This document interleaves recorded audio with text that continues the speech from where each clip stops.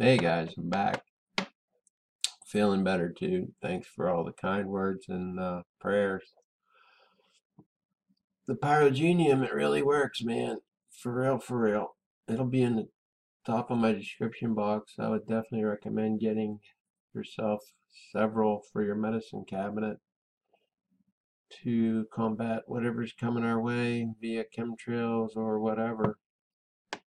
Alright, here we go.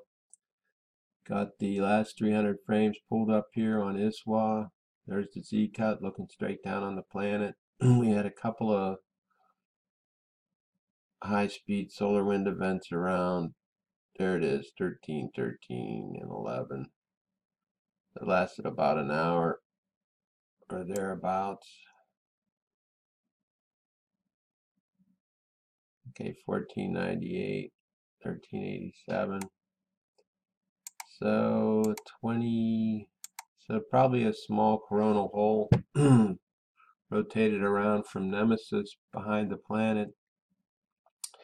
And we're definitely linked up with Nemesis now, big time. I'm going to show you why I say that in a second.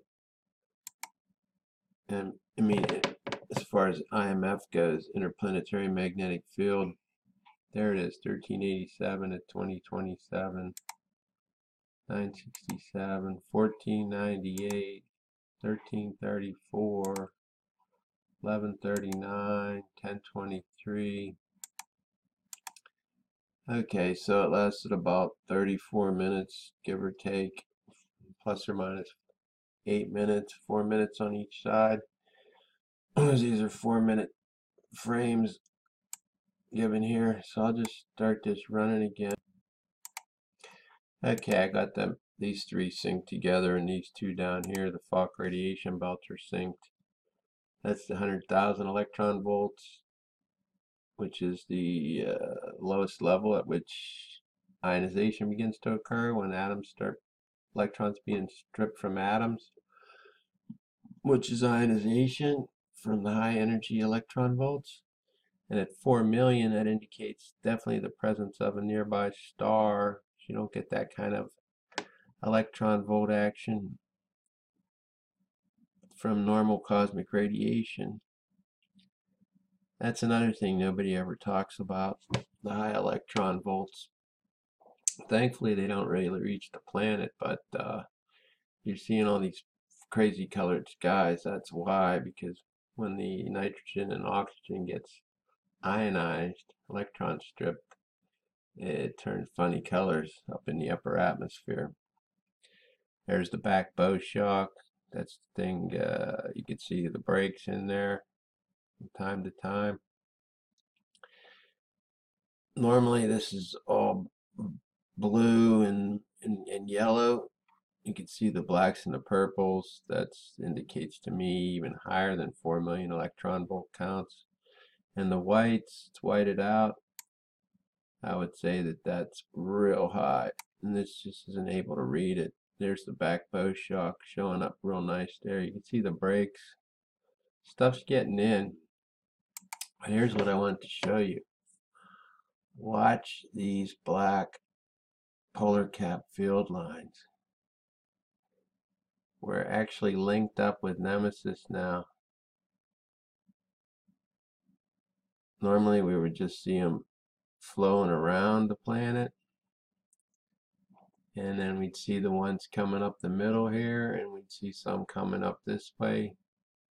Sometimes the chevron I showed you on a couple other videos recently. But now watch these black, especially the outer one. Look at this one. That's Nemesis coming back, and it's linking up with planet Earth. So we are definitely linked up. And that's not good. I don't know about you, but I had a couple of transformer fires in my area. I live in Pittsburgh, PA. Two, matter of fact, just last night. We really haven't been getting hit by a lot of solar wind density. In fact, here's Discover the last 24 hours. Solar wind density got up around in the 9s. It's as high as it got, and then it been steadily coming back down since the beginning of today, UTC. So since about 7 p.m. last night, it's been steadily dropping Eastern Standard Time. See its way down now to around 382, which is about where Enlil has it predicted to be, somewhere a little bit lower than less than 5 atoms per cubic centimeter. That's what this is here. Now the solar wind speed, that's a whole different story. That's been, at least for the last 24 hours here on Discover, you can see the highest it ever got was 416. Bumped up there to 434. But it's been steadily on the decrease too. The reason I mention that is, here's Enlil. This is what they predict from the Space Weather Prediction Center at NOAA. They got it stopped about the time we're at today. See, they have the solar wind velocity. In fact, for the last couple of days, pegged at close to 600 kilometers per second, which you can see it's nowhere near that. Right now, it's supposed to be about 550 or so kilometers per second. Solar wind density, that's about right. So we have the volt pressure from Nemesis pushing back through the planet. So Nemesis is back here. Earth and Nemesis are definitely hooked up now. For real, for real. I mean, I always knew they were based upon the phi angle, but seeing those polar cap field lines streaming back and then streaming out from Nemesis and hooking back up to the planet. Whoa, that's a new development.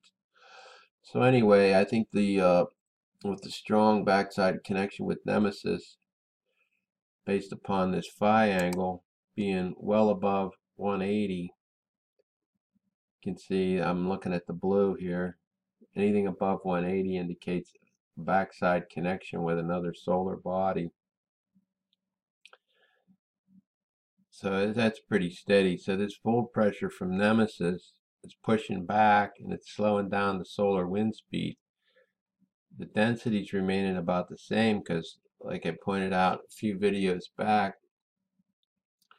I believe that the connection now between Nemesis, the Earth, whatever, how many number of planets are out in front of the Earth, which looks like quite several, judging by the Mauna Loa Solar Observatory pictures, and the Sun, this connection's all pretty fluid now. There's really no impedance in there, if you know what I'm saying. It's well established and it's flowing back and forth in between some type of current in a rather fluid environment, since it's so well established. And with Nemesis pushing back, with the connection being stronger to the back side, the volt pressure from Nemesis, I believe, is pushing out this way. It's slowing down the solar wind speed because you can see it's about 200 kilometers per second less than what it's supposed to be coming from the Sun, coming from some of the coronal holes coming from the Sun, the coronal holes facing the Earth. At the solar density is about the same because the connection is so fluid. That's my opinion.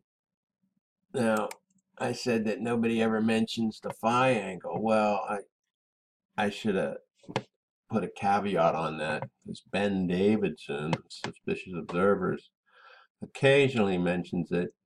The last time he mentioned it, that I saw anyway, because I don't watch his channel very often anymore, except for maybe the weather, he tried to say that 0 and 360 are so close together if you picture a circle. that the new zero Earth to Sun connection is 360, which is total bunk. And yesterday he made a mention of the phi angle again. Here's what he said. And blue, see the steady 360-degree phi angle hasn't been down to 180 in days. That will indeed signify the seismic alert when it happens.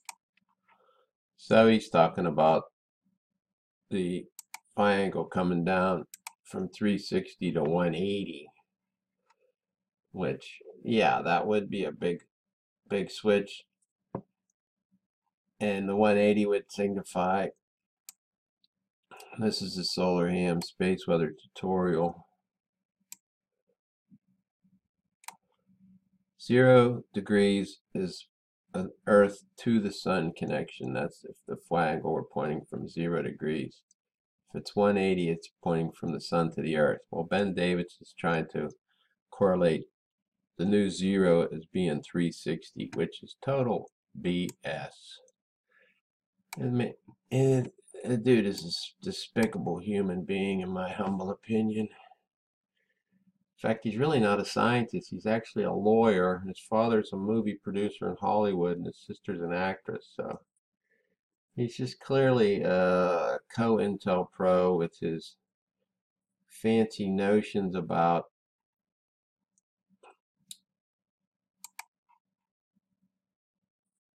the fifth age, the age of Aquarius. I don't know. I think he thinks ET is his daddy, and everyone's consciousness is going to ascend or whatever when this thing passes. This Nemesis Nibiru phenomenon makes this passing. So, I mean, he's obviously a whacked out dude as far as his belief system goes, but it's also feeding you erroneous information, which he knows is completely false. He has to know. He's got that spaceweather.com website, and he's got all those symposiums he puts out, and he's got that stupid RV he travels around in. I mean, the dude's got some money behind him, obviously, from his father and probably the government, I'm sure. But anyway, I'm sorry, I digress. But it just makes me sick.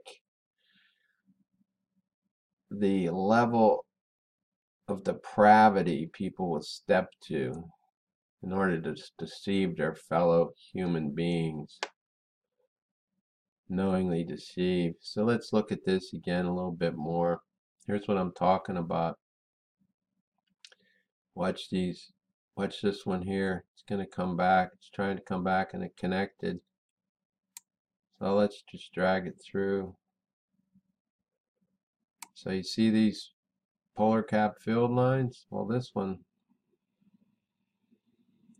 let's just watch those. And everything's looking pretty light too, in my opinion.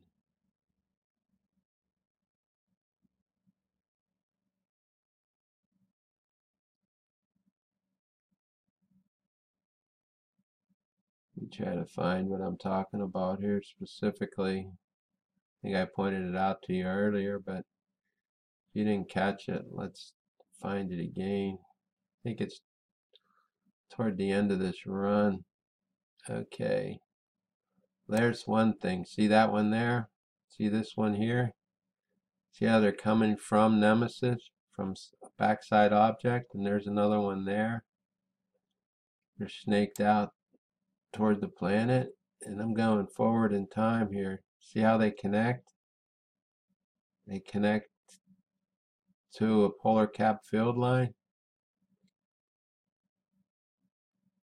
So, I mean, it's getting closer, in my humble opinion. I think we're getting some connections well established from polar cap field lines to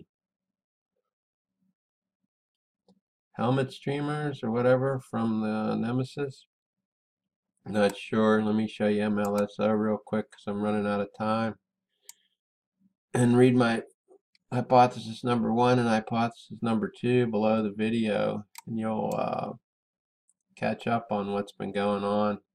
last several months. Okay, God bless. Running out of time. Peace, and I'm out.